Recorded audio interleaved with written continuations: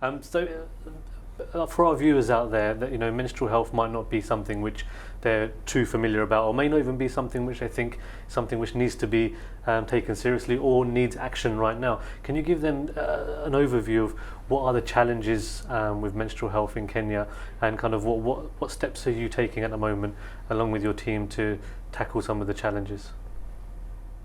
Yes, precisely. Just to put an emphasis as to why menstrual hygiene is very important, I will just highlight a few points. So, on an average day, on a daily basis, we have almost 800 million women menstruating. On average, a woman can bleed up to say 10 years of her life. So, if a woman's bleeding for that long, we need to ensure that her menstruation is as safe and comfortable as humanly possible. In Kenya specifically, up to 50% of girls do not have access to sanitary pads. And this brings me to the concept of period poverty.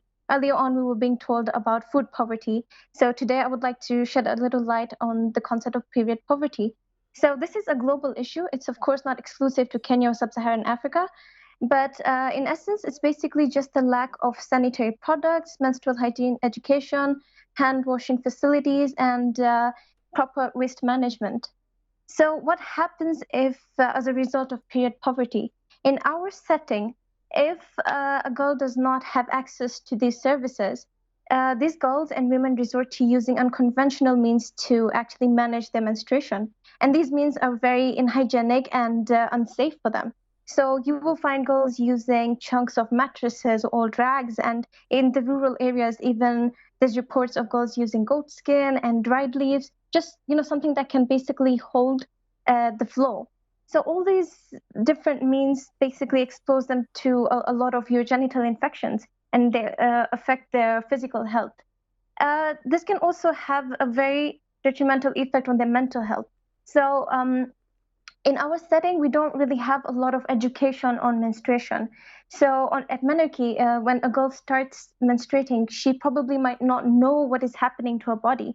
So when she just starts bleeding, she has actually no idea what's happening. So at yesterday's event, we had an outreach, a humanity first outreach in one of the villages, and one of the girls told us that when she started her menstruation at about 11, she just started popping all sorts of over-the-counter medications in the hope to, to try and just stop the flow. She had no idea what was happening to her until someone, saw stains, and then they talked to her about menstruation. So this puts girls through a lot of emotional trauma because they don't really understand what's happening to them. Also, in line with mental health, when a girl in our setting is not able to properly manage her menstruation, and she's staining as a result, and she goes to school or in a social gathering, and they see that the stains and everything, it puts her through a lot of stigma. And we've actually had reports in Kenya where recently, I think earlier this year, a girl committed suicide. A young girl in primary school committed suicide because she started menstruation in school, and little boys mocked her and they made fun of it. And she just took her life like that. In 2020, we have girls committing suicide because of all the stigma surrounding menstruation. Another consequence of improper menstrual hygiene management is the effect this has on a girl's education. So, on estimate, 1 out of every 10 girls in Africa misses out on school due to menstruation because she can't manage it, so she doesn't go to school. This, of course, has a very adverse effect on her education, her performance, and opportunities. And we've recently had reports about in Mandera, quite a rural place in Kenya, where a girl said that she has to dig up a hole and basically just sit in it the whole time that she's menstruating. So she misses school, she misses everything else while she is menstruating. Um, Another effect this improper management can have is because girls are not able to afford these pads. We have, in our setting, we've had reports about very despicable humans who take advantage of the fact that these girls cannot afford menstrual pads. So they exploit them sexually. So a lot of girls are forced into, prostitution to be able to just afford pads. And we've had a lot of reports of this kind in Kenya in the past. Um, this also takes a very heavy financial burden on the girls and the ladies. So in a cohort of let's say street women, those who do not give into the pressure of prostitution and they choose to buy the pads for themselves, it's very financially burdening for them to be able to afford that, because they might as well be using that money to, spend that on their kids, on their health, on their food. But instead, they have to keep on buying the pads, and this takes a lot of toll on their finances. So basically, all these problems have been aggravated because of the pandemic, and a lot of girls who were getting, some of the girls rather, who were getting pads from the schools are not getting them anymore because the schools are shut down. So this problem has definitely enhanced over the past. So yeah, these are the problems that we as Humanity First are trying to address here. So you've told us a little bit about the problems, and it's truly horrific. And of course, as two men sitting here, we don't pretend to be well versed on these issues or to know too much about it. But indeed, it's eye opening to understand it from the perspective of a woman talking about women's issues. And indeed, it's something that the world needs to come together to address and to remove any taboos regarding. But what is Humanity First doing in order to remedy these problems that you've so eloquently described? Yes, so earlier on this year, Humanity First took up menstrual hygiene as a project, and we realized that this was a very important problem that we needed to address, so we did exactly that.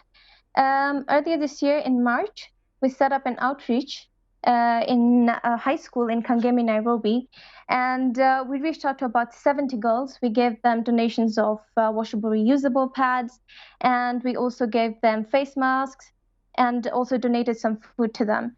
Yesterday, we did an outreach to a small village in Elgeyo Marakwet, Kenya, and here we had the chance to meet 350 girls of the village. It was quite remote, and this was an initiative set up by a medical student who reached out to us for help, and we were happy to help her out with this. So this was a very holistic kind of mentorship whereby we taught the girls, we mentored them about the problems that they face in their setting, like teenage pregnancies, lack of education, and problems to do with early child marriages. So we also definitely put a greater emphasis on menstrual hygiene, and we donated the pads to them, and we also put great emphasis on education for these girls, and we donated the HF back to school bags for them, and each of the bags was filled with a lot of stationery for them. So every girl at the end of the day got a lot of, she got pads and she got back to school stationery and bags as she went home. So what we're basically trying to do here is to create more sustainable and eco-friendly means for these girls to manage their menstruation. Because if, let's say for the washable, reusable pads that we give them, a girl can use that for up to 4 years, and she doesn't have to buy pads for that period. And if we give them menstrual cups, then they can use those for up to 10 years, and they won't have to buy pads for that period of time. Also, these means of managing menstruation are very eco-friendly because it reduces the significant plastic waste that is brought about as a result of using the regular disposable pads. And these pads are 90% plastic. And if you take one pack of these disposable pads, that's equivalent to 4 plastic bags. So by promoting the agenda of more sustainable means, we're actually trying to protect the environment while we add it. So that's basically what we have done so far. Our future plans with regards to menstrual hygiene are to set up a workshop within the orphan care where we're planning to set up the orphanage. We also intend to set up a workshop where we'll have underprivileged women stitching and being trained on how to make these washable, reusable pads, and we'll be teaching them how to make these pads and supply them to the needy people. So that's the idea of what we want to do. I would definitely want to acknowledge people who've been very instrumental in helping Humanity First Kenya achieve this. And one of them is Freedom for Girls, a UK-based charity organization. They've always been very generous in donating the washable, reusable pads to us. And we've also had a very strong team of volunteers from the Medical Students Association of Kenya who've always come forth to help us teach these girls. Yes. Atiya Zafar, thank you very much. Head of Medical and Marketing in Kenya there. Again, it really brings to mind the fact that something which we see as so every day with our families is something which people around the world don't have access to. Exactly. I mean, the fact is that people, she said, I mean, as Atiya Zafar said, this is something which is not given enough education about, not talked about enough. I mean, the fact that a young girl committed suicide over bullying regarding this in 2020. This is something which is absolutely horrific. And again, it all boils down to the fact that the donations and the contributions that you make stop these things from happening.